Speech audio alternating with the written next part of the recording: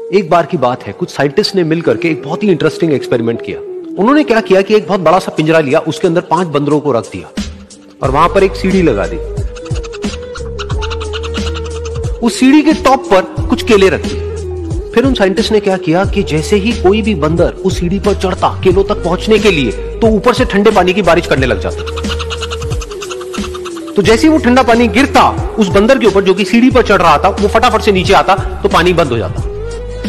फिर दोबारा से कोई और बंदर उस सीढ़ी पर चढ़ता उन केलों तक पहुंचने के लिए, दोबारा से यही होता। दोबारा से ऊपर से ठंडे पानी की बारिश होती, वो बंदर जैसे ही नीचे आता दोबारा से बारिश बंद हो जाती। तो बंदरों ने इसका मतलब ये निकाला कि जैसे ही कोई भी सीढ़ी पर चढ़ता है तो ऊपर से ठंडा पानी गिरता है। फिर उसके बाद में जैसे ही कोई भी बंदर उस सीढ़ी पर चढ़ने की कोशिश भी करता तो बाकी के बंदर सब इकट्ठे होकर के उसको पकड़ते, उसको मारते, उसको पीटते और उसको नीचे गिराते।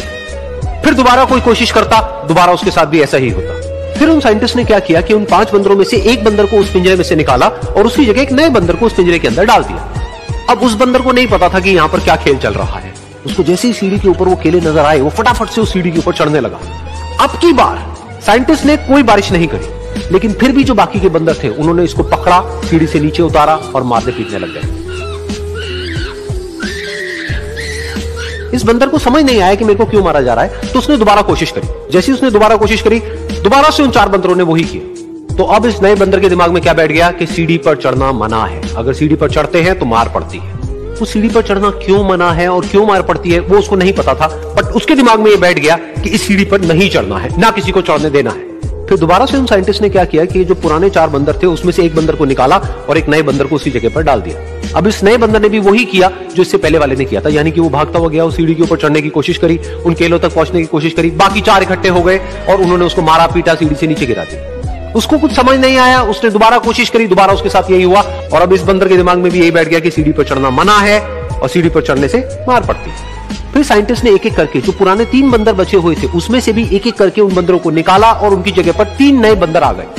अब ये 5 बंदर नए थे और किसी को भी ये नहीं पता था कि उस सीढ़ी पर चढ़ना मना क्यों है, लेकिन उन सबके दिमाग में बैठा हुआ था कि सीढ़ी पर चढ़ने से मार पड़ती है। तो कोई भी कोशिश नहीं कर रहा था, जबकि अब कोई ठंडे पानी की बारिश भी नहीं हो रही थी। वो चाहते तो आराम से उस सीढ़ी पर चढ़ते, केले तोड़ते और आपस में बांट करके खा लेते। बिल्कुल ऐसा ही हम लोगों के साथ भी होता है, यानी कि इंसानों के साथ भी होता है।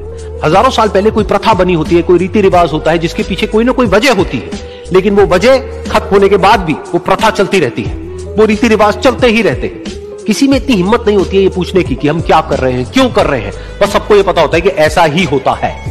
तो वो एक्सपेरिमेंट जिसके बारे में अभी मैंने आप लोगों को बताया, यानी कि वो बंदरों का एक्सपेरिमेंट, उसमें तो बेचारे बंदर हैं, जानवर हैं, उनको नहीं पता है कि क्वेश्चन कैसे पूछते हैं। लेकिन अगर हम इंसान होने के बावजूद भी क्वेश्चन ना करें तो हमारे में और जानवरों में क्या